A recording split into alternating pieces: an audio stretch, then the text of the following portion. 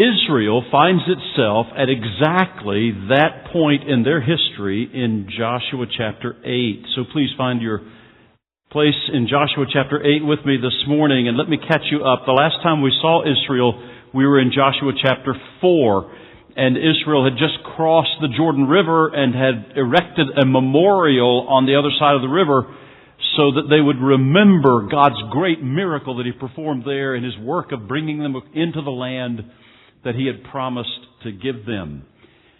They would go on then in chapters 5 and 6 to fight the first battle in the land, an amazing battle against the city of Jericho, a heavily walled and fortified city. And God gave them a very unusual battle plan. And that was for 6 days, the priests were to carry the Ark of the Covenant, representing the presence of God, in a circle around the city, march around the city with a few soldiers in front of them, a few soldiers in behind, representative group of the people of Israel with them. They were to just march around the city one time each day for 6 days. Go back to their camp. On the 7th day, they marched around that way for 7 times, blowing trumpets. And then at the end of the 7th circle around the city, they shouted, and the city walls fell outward on all 4 sides, and the army rushed in and took the city of Jericho. A miraculous battle plan given by the Lord. They would move on to a second battle at a little outpost called Ai, insignificant little town. They only sent 3,000 soldiers to take it, but shockingly, they were routed by the army at Ai. 36 Israelite soldiers are killed, and the whole rest of the army flees back to their camp, and they're left devastated and wondering what happened. Joshua was left crying out to God, "What happened? What happened? You gave us this land. What happened? Why this tremendous failure?" And God revealed to him that somebody in the Israelite community had failed, had disobeyed God. You see, God had stipulated that everything in Jericho would be offered to the Lord. All of the possessions of that first battle would be given as an offering to the Lord, kind of the first fruits of the land being given to Him before they went to any other battles. But there was a family actually, in Israel that saw some things that they took in direct disobedience to God.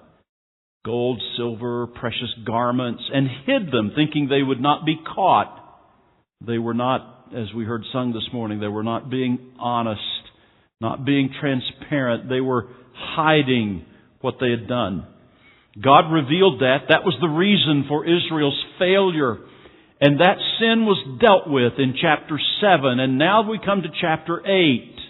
And we hear these words from the Lord to Joshua, chapter 8, verse 1. "Then the Lord said to Joshua, 'Do not be afraid. Do not be discouraged.'" Which clues us in immediately to that's what Joshua and the whole Israelite nation was dealing with. They were discouraged. They were fearful. Their hearts had melted. They were demoralized. There was no courage left in them. They were filled with doubt and fear because of failure. What do we do now? And God encourages him and says, "Take the whole army with you. Go up and attack Ai. For I have delivered into your hands the king of Ai, his people, his city, and his land." Yes, Israel had failed terribly. Yes, the whole nation had fled before a minor foe. But there's no need to remain fearful. There's no need to remain discouraged. The sin that caused that defeat had been exposed and dealt with appropriately. And so now it's time to learn from that failure and move on. Go back to Ai. I've given you that city. Move on. Learn from the failure and move on. So what I think we have here is a story that teaches us great lessons about learning from failure and moving on. We can learn from failure and move on to greater things for God. We really can. We can learn from whatever we failed at in the past and move on to greater things for God. We'll see that in Israel's story here. I think we'll also see it in our own lives as we learn lessons from this story. Before we look at the lessons, however, I want us to examine the battle to understand exactly what happened, because some of the lessons we learn flow out of what happened in this battle. So let's look at chapter 8 and see what God has to teach us here. The second battle of Ai. First of all, in verses 1 through 9, the battle is planned.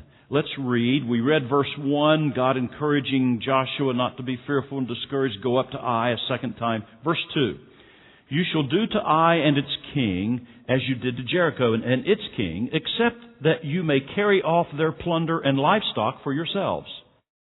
Set an ambush behind the city. So Joshua and the whole army moved out to attack Ai. He chose 30,000 of his best fighting men and sent them out at night with these orders. Listen carefully. You are to set an ambush behind the city. Don't go very far from it. All of you be on the alert. I and those with me will advance on the city, and when the men come out against us, as they did before, we will flee from them. They will pursue us until we have lured them away from the city, for they will say, they're running away from us as they did before.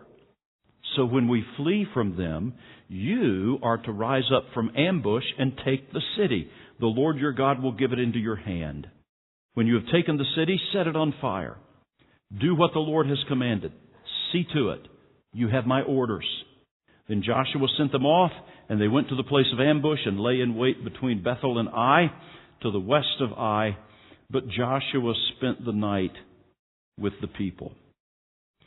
God gives them a battle plan. He gives them exactly what to do. And this is a very different battle plan from the one He gave them for Jericho, which should be a lesson for us in itself. God doesn't always operate the same way. Every time He asks us to do something, or in every case, or in every individual's life. Jericho was a unique situation. God wanted them to see, I've given you this land. And so the battle plan there was not one that any military strategist would use anywhere else. It was obviously a miracle of God as to what happened there. But this is a very normal combat operation. And God gives them a battle plan which has been used by armies throughout the centuries in history many, many times. But God doesn't always work the same way. It's an interesting battle plan. They are to set an ambush behind the city with some concealed troops. Then the main part of the army approaches the city as before in full view, draws out the army of Ai, and instead of fighting them, the men of Israel will act fearful and turn and run, thus causing the army of Ai to think, man, this was easy the first time, it's going to be easy again. Which again leads me to remind us, isn't it interesting that God can even use our past failures in His plan for our lives in the future? That we can learn from those, that we can actually have them incorporated into the design of what God wants to do in our lives. Even their past failure becomes a part of the battle strategy here. They will see that it's going to be easy again, or think it's going to be easy, just like it was last time.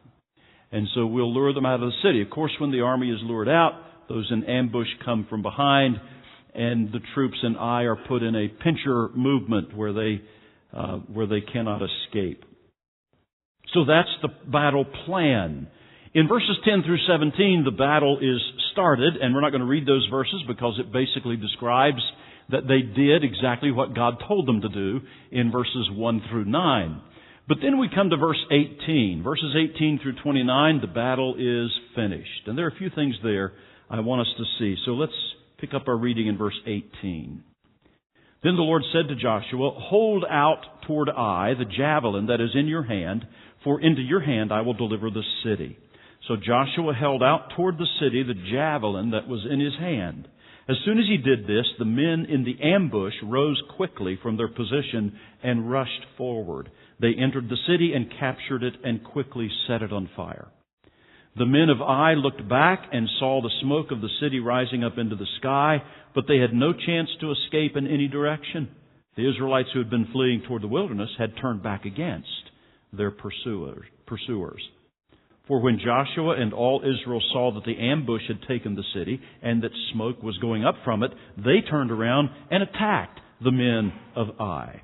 Those in the ambush also came out of the city against them, so that they were caught in the middle with Israelites on both sides. Israel cut them down, leaving them neither survivors nor fugitives.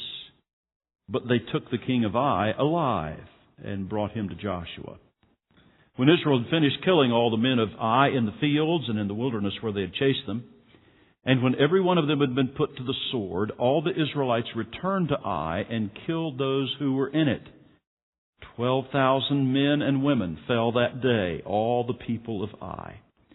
For Joshua did not draw back the hand that held out his javelin until he had destroyed all who lived in Ai. But Israel did carry off for themselves the livestock and plunder of this city, as the Lord had instructed Joshua. So Joshua burned Ai and made it a permanent heap of ruins, a desolate place to this day. He impaled the body of the king of Ai on a pole and left it there until evening. At sunset, Joshua ordered them to take the body from the pole and throw it down at the entrance of the city gate, and they raised a large pile of rocks over it, which remains to this day. An amazing and gruesome battle plan is carried out. What are the lessons from this story that we can learn about failure? Well, the first lesson actually is not one tied to the failure of the people of Israel, but I think it's an important lesson for us to learn from this chapter, and that is a lesson about the justice of God. This story and others like it, which describe the wholesale killing of whole populations of Canaanite cities in the land, have raised some serious questions. For instance, in the 19th century, when liberalism, religious liberalism, was beginning to take root in Germany, there were men like Friedrich Schleiermacher and Adolf Harnack who used these kinds of stories to discredit the Old Testament. And they said, if that's the kind of God you have that would kill whole civilizations, then He's not a God worthy of worship. The God of the Old Testament, they said, was different from the God of the New Testament. They threw out the Old Testament as being unworthy of any Christian even giving any credence to. And let's just focus on the God of the New Testament, who's a different God, a God of love and peace and grace and kindness. And that particular view took hold in liberal circles and led to pretty much a wholesale discrediting of the Old Testament and of the God portrayed in the Old Testament. He is too bloody, too primitive. He is something that comes along with ancient primitive peoples and is not worthy of those of us in advanced civilization. And by the way, that view is still taught in many educational institutions today.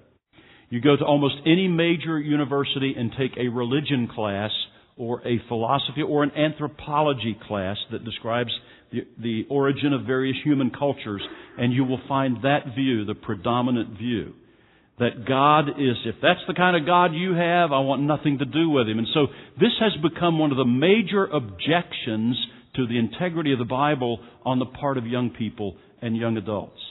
And one reason why many have turned their back on the Christian faith. The error in thinking that way about the Old Testament and about God, who is represented in the Old Testament, the error of that kind of thinking is this. We, or those who believe this view about the Old Testament, are choosing what they want God to be based on their own thoughts of who they think He should be. In other words, God should be like us, so we create Him after our own liking. Not understanding at all that our minds are warped because of our sin nature, our thinking cannot even begin to approach an understanding of the absolute holiness and justice of God. We would rather civilize and tame Him to be more like us, and we forget that He is a holy God, so absolutely pure and holy that He cannot tolerate sin, that He cannot put up with sin. And yet, as we will see, He gives abundant opportunity before He acts in judgment for people to turn from their sin. So what happens here and throughout the Old Testament is not some kind of vindictive, violent rage that has not even given people some warning about their sin. That's not true at all. That's not the view of God presented in this passage or in the Old Testament as a whole. God is entirely just in judging the Canaanite civilization for at least 4 reasons. Let's take a moment to explore them, since this is such a question on the part of many young people today. First of all, the Canaanites were terribly depraved. This is not some culture that is really seeking to do the right thing and is overall a good culture and just has made a few mistakes. This is a culture that is depraved to the very core, full of sexual perversion, full of the kind of religion that includes religious prostitutes. This kind of religion in Canaan would worship the fertility gods, which they prayed to give them fertility for their land. But as a part of their religion, if you came to the temple, you would be involved with religious prostitutes. And prostitution was a part of the religious system, believe it or not. There was another part of their religious system which involved child sacrifice. They would actually sacrifice in fires their own children to appease their gods. This was a totally depraved culture, immersed in every unimaginable, horrible form of sin that even infiltrated their religion. Secondly, why God was just in judging this culture, when they were not dealt with seriously, when they were not exterminated militarily, they infected God's people so that the Israelites began to adopt the same things in their culture, even in their religion.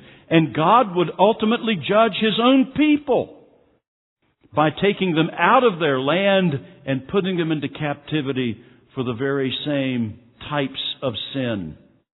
Thirdly, God is just in judging because He had already been amazingly patient with these people. Again, please do not see this as some kind of rash lashing out at wicked people with no warning ahead of time. God had warned them for 400 years. According to Genesis 15, God tells Abraham, your people, the Israelites, will be in Egypt for 400 years. Then I'll bring them out. And He says in verse 16, in the 4th generation, your descendants will come back here to the land of Canaan, for the sin of the Amorites has not yet reached its full measure. Amorites referring to the Canaanite people who live in the land. I'm going to give them 400 years. And during those 400 years, God would speak to them through people like Abraham and others. And they would not listen. They turned their back on God. For 400 years, He patiently dealt with them, seeking to reach them. And they turned their back on God over and over again and went deeper and deeper and deeper into their degrading, sinful lifestyle. God was amazingly patient with them before He ever judged them. So don't misread this act of God's justice as some kind of flare-up all of a sudden of anger like you and I might have and do something foolish. It's not that at all. And then the fourth reason why God is just is that after God is so patient, when the cup of sin is absolutely full, then God's righteousness, holiness, and justice demand judgment for that sin. It was true in Noah's day, when sins like this took over the whole world, and God sent the flood. It was true in this day, when Israel was God's instrument of judgment to judge a depraved culture. And it will be true again in the future, when Christ comes back at His second coming and judges all the nations of the world who have pooled their armies in defiance of God and seek to overthrow His people. So God is a God of justice, holiness, righteousness. We dare not forget that. In C.S. Lewis's wonderful children's books, The Lion, the Witch, and the Wardrobe, the Chronicles of Narnia series, in the first book, it's not as well represented in the movie, so I read from the book. In The Lion, the Witch, and the Wardrobe, Lucy meets Mr. and Mrs. Beaver early on as she's in the land of Narnia. And they're introducing her to Aslan. And Lucy asks this question, Is he a man? Asked Lucy. Aslan a man? Said Mr. Beaver sternly. Certainly not. I tell you, he is the king of the wood and the son of the great emperor beyond the sea. Don't you know who is the king of beasts? Aslan is a lion. The lion. The great lion. Ooh, said Susan. I thought he was a man. Is he quite safe? I shall feel rather nervous about meeting a lion. That you will, dearie, and no mistake, said Mrs. Beaver. If there's anyone who can appear before Aslan without their knees knocking, they're either braver than most or else just silly. Then he isn't safe, said Lucy. Safe, said Mr. Beaver. Don't you hear what Mrs. Beaver tells you? Who said anything about safe? Of course he isn't safe. Later in the story, as they're watching at the end, Aslan walked the beach away from his kingdom. Thomas says to Lucy, he isn't safe. And she replies, yes, but he is good. We must not try to make God safe by our own standards of what we think is fair.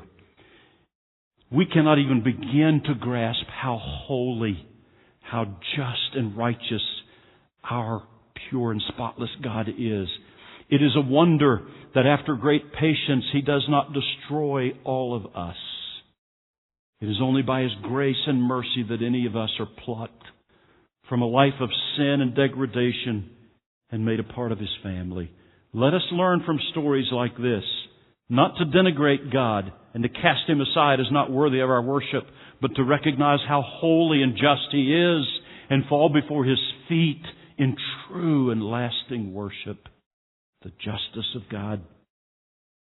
There are other lessons from this passage of this story, however, which do deal with how to respond to failure. So lesson number 2 is this, the importance of obedience. God's commands in this story are very clear. They had not obeyed His commands in the first battle at Ai, particularly Achan, who brought God's judgment on the whole nation by his disobedience to God's command that everything from Jericho be given as an offering to God. So now God gives more commands about this second battle. They're very clear, verses 1 and 2. Do not be afraid. Do not be discouraged. Take the whole army with you, which may be an indication they had acted in pride the first time when they only sent 3,000 troops. This is just a little outpost. We've got this. We can do this. Maybe a little bit of dependence on themselves. So God says, take the whole army with you and go up and attack Ai, for I have delivered into your hands the king of Ai, his people, his city, and his land. You shall do to Ai and its king as you did to Jericho and its king, except that you may carry off their plunder and livestock for yourselves. And then he says, set an ambush behind the city. He actually gives them the battle plan. So there are very clear instructions. And it is quite clear in this story that Joshua was very careful to follow those instructions. Verse 8, he tells his military commanders, when you have taken the city, set it on fire, do what the Lord has commanded. See to it. You have my orders. Down in verse 26. For Joshua did not draw back the hand that held out his javelin until he had destroyed all who lived in Ai, but Israel did carry off for themselves the livestock and plunder of this city. Notice, as the Lord had instructed Joshua. And then down in verse 29, this whole idea of taking the king off of the pole that he had been impaled on, the pole that he had been hung on. Why was that done? In direct obedience to a command of God. God had foreseen this very situation in Deuteronomy chapter 21. In Deuteronomy 21, he says this on the screen. Deuteronomy chapter 21, he says, if someone guilty of a capital offense is put to death and their body is exposed on a pole, you must not leave the body hanging on the pole overnight. Be sure to bury it that same day, because anyone who is hung on a pole is under God's curse. Does that sound familiar? Paul would quote from that verse in Galatians 3:13 about Christ hanging on the cross. But this is instruction about how to deal with battle situations. Anyone who is hung on a pole is under God's curse. You must not desecrate the land the Lord your God is giving you as an inheritance. So Joshua was following a command of the Lord in taking down the body of the king of Ai before sunset. You see, throughout this whole story, there is a direct focus on we need to do exactly what God says. That's a good lesson for us to learn. Because we are so tempted to do things our own way, or to fudge a little bit on God's commands and say, well, I know what He said, and for the most part I'm doing it, but not maybe exactly. It's so easy to do that with the commands of God's Word for us, particularly the church in the New Testament. A number of years ago, I believe it was 1994, John Huffman led a group of guys to our first Promise Keepers conference. There were 7 of us who went, and we were going to Indianapolis, and I think others of you were in that group. I was going to be driving the van that day, and so we left here from the church, and we pulled down Halls Ridge Road. One of the people in the van was a driver's ed teacher in our area. And so we pulled down to the stop sign down at the end of Halls Ridge Road, and come on now, what do you do when you come to that stop sign down there? Huh? Right. You kind of drift through it, right? I mean, hardly anybody actually stops at that stop sign. So I did pretty good. I slowed down a lot and almost came to a stop and kind of drifted on through it when I saw nobody was coming around. And immediately, I mean, we were 0.8 of a mile into a 500-mile journey. And immediately the driver's ed instructor says, "You didn't stop." And I said, well, I almost did. I mean, it was close. And And he said, what I teach my students is this. I teach them the rock and roll method. He said, you hit your brakes until they actually catch the wheel and you feel that little rock, that little jerk, and you know you're absolutely dead stopped. Then you roll. I learned some important lessons that day. For one, if you have a driver's ed in the vehicle, driver's ed teacher in the vehicle, let him drive. But I learned some important things about stop signs. You know what they mean? Stop. Stop.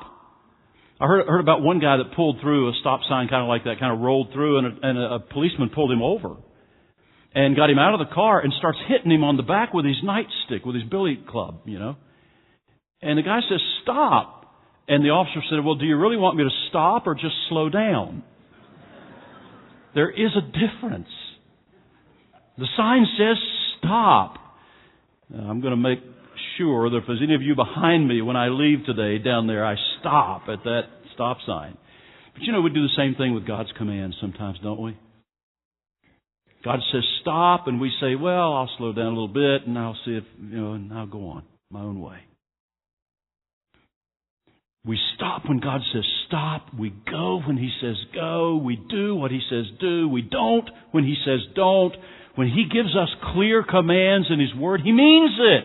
He means it. It's not a suggestion. It's not an approximation. He means for us to be obedient to Him. God's way is always best. And so we must take Him seriously. Joshua did. They didn't the first time. It's why they failed and messed up. And we will find in our Christian lives, if we don't take God seriously, if we don't take His Word seriously, we're going to make a mess of things. Failure comes when we don't obey God. Success, God's favor and blessing come when we do obey Him. So the importance of obedience. Third lesson we can learn from this story about failure is the reality of restoration. I love verse 1 because Israel is so fearful, discouraged, demoralized, wondering, God gave us this land and we go up for our second battle and this little puny army defeats us. So what does that mean for the rest of this land? And I love what God says to Joshua, do not be afraid, do not be discouraged. And He says, okay, go up again. And this time you're going to win the battle. That teaches such an important lesson. God's encouragement to Joshua was to reassure him. The reason for your previous failure has been dealt with. That sin has been confessed, exposed, confessed, forsaken. It has been dealt with. So now move on. Don't wallow in the past. Don't let your failure bind you and keep you from moving forward for the Lord. It's one of Satan's favorite tricks against us when we fail the Lord in whatever way it may be. Satan will always throw that in our face. You're a failure. You can't amount to anything for God. Who are you to think God can use you? And what God's telling us here is that if you confess your sin, I am faithful and just to forgive you. And forgiveness means restoration to my favor and blessing and to victory in your life. I love it that God is not only holy and just, which we established a few moments ago, but He is also gracious and merciful. And He holds out a loving, gracious, restoring hand to us when we come back to Him truly repentant, confessing our failure, admitting that we have done what was wrong, thought, said what was wrong, and trusting Him to strengthen us to do the task again in a way that's pleasing to Him, to live life in a way that's different than the way we've been living it. There is no need to wallow in your past, to hold your past failure over yourself so that you do not move forward for God. I'm thankful that God forgives us, restores us, wants to use us again. Jonah is such a beautiful example of that, isn't he? God tells Jonah, I've got some people I want you to preach to. They're in Nineveh, the Assyrian nation. Jonah says, you got to be kidding, God. They're our enemies. I hate those people. I'm not going to go take the word of God to them. And so he buys a ticket to go the opposite side of the world in his day. And God does chasten him. God does judge him. And when that fish finally gets sick of that disobedient prophet and throws him up on the land because Jonah has prayed and sought forgiveness from the Lord. You read about it in Jonah chapter 2. And commits himself to go back to his prophetic vow and do whatever God told him to do. He will be obedient. God gives him a second chance. And he does go to Nineveh. And he preaches. And the whole city comes to know the Lord. Now, he's still got a few attitude problems to deal with in chapter 4 of that book. He's still kind of angry at God for what happens. And God deals with him about that too. Brings him up short about his priorities. But He gave him a second chance. And He will give you a second chance too. He'll give me a second chance and a third and a fourth chance if we fail Him, but come back to Him in true repentance and asking His forgiveness and confessing, admitting that we're wrong. Then He will restore us. The reality of restoration. What a beautiful lesson. There's one other lesson from this story though, and that is the value of patience. The value of patience. Did you see what God said in verse 2?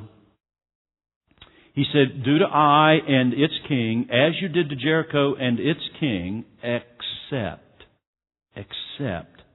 that you may carry off their plunder and livestock for yourselves. That was the whole issue. That was the reason for failure back at Jericho. You're not to take any of those goods. All of those possessions in that city are to be devoted as an offering to the Lord. But now that restriction is lifted. And you can take what is in the city as plunder, which would then provide for the nation of Israel to be able to move on and take the rest of the land. You know, the whole irony of this and tragedy is if Achan had only waited one more battle. If he had only waited one more battle, he could have had whatever plunder he came across in the city of Ai. But he wasn't patient. His eyes saw something he wanted right then, right now. And he was not patient. In disobedience to God, he was not patient to wait for God's timing. We've got to learn not to push ahead of God. We've got to learn not to push our own way, to satisfy our own desires, and to have what we want right now. We've got to learn as believers that when God gives us the green light, that's the only time to move forward. You know, there are sea turtles that lay their eggs on shore, and in some beaches in our own country, there are protected areas where these sea turtles come ashore and lay their eggs, and when those eggs hatch, the little baby turtles make a mad dash for the water of the ocean. And I've been on a beach or two like that. Maybe you've seen it too, the warning signs, and stay away from this area because this is a place where turtles lay their eggs. Well, one of those places that a lot of tourists go is the Galapagos Islands, where sea turtles lay their eggs. And there was a group of tourists on the beach. And what will happen when those eggs hatch and those little baby turtles start toward the water? It's a feasting time for seagulls. So what happens is usually one little turtle will poke its head out to see if the coast is clear, if there are any seagulls around, and if he does not see any, he'll start toward the water, and all the other little turtles will follow. Well, that happened in the Galapagos Islands on this particular incident I'm referring to, when some tourists were on the beach watching, supposed to be there at the time when they would watch this happen, and they noticed one little turtle stick his head out from the hole in the ground and look around, and started out, and a seagull immediately pounced on him, started pecking on him. And one of the tourists was so horrified by this that they ran over and shooed the seagull off and picked up the little baby turtle and set it back down and got it started on its way. Well, you know what happened next, don't you? All the other little baby turtles jumped out, and as a result, hundreds of seagulls came and took most of those little baby turtles and killed them. You see, if we're not willing to wait for God's timing, it leads to disaster. And so often, we wreck our lives, or we fail by rushing ahead of what God intends, to become sexually involved before marriage can wreck and ruin relationships and lives. Just not waiting until what God ordained as the beautiful expression of oneness between a husband and a wife can wreck your whole view of relationships. Counseled with a couple this week, not a couple in our church, a couple from another town. The woman had had her first sexual experience at age 12 and was promiscuous throughout her teen years, then came to know the Lord, got married, and her warped view of sexuality has almost destroyed their marriage. And to this day, after having been married 10 years or so, they cannot get along as husband and wife. Listen, wait until God says it's right. The same thing is true of money. Some people see some get-rich-quick scheme and they jump at it rather than diligently pursuing the work God's given them and allowing Him to provide as He wants to provide, or take care of needs in His own way, open doors as He wants to open. Jump at the first chance to do something, maybe even a little shady or illegal. It will wreck your life. Be patient. Wait for God. Same thing is true in anything in our lives, even in ministry, to push ourselves forward, promote ourselves rather than waiting on God and allowing Him to do His work in His time. Oh, but I want results. I want people to come forward. I know how to manipulate people. I can do this. No. Let God do His work in His way, in His time. We make a mess of things when we're not patient, when we don't wait on God. What a lesson to be learned from failure and the second battle of I. There's a man by the name of Roy Riegels that was forever identified by a colossal failure in his life.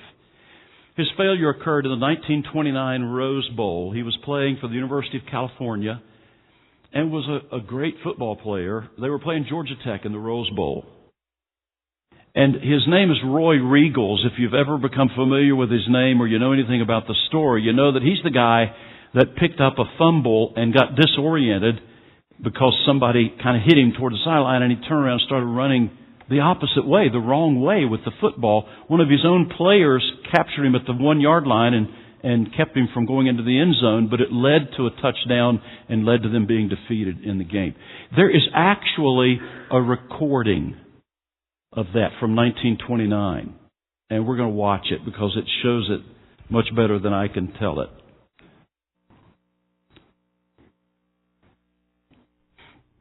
In celebration of the 100th Rose Bowl game, a memory. The most famous play by a center in Rose Bowl history led to defeat for his team.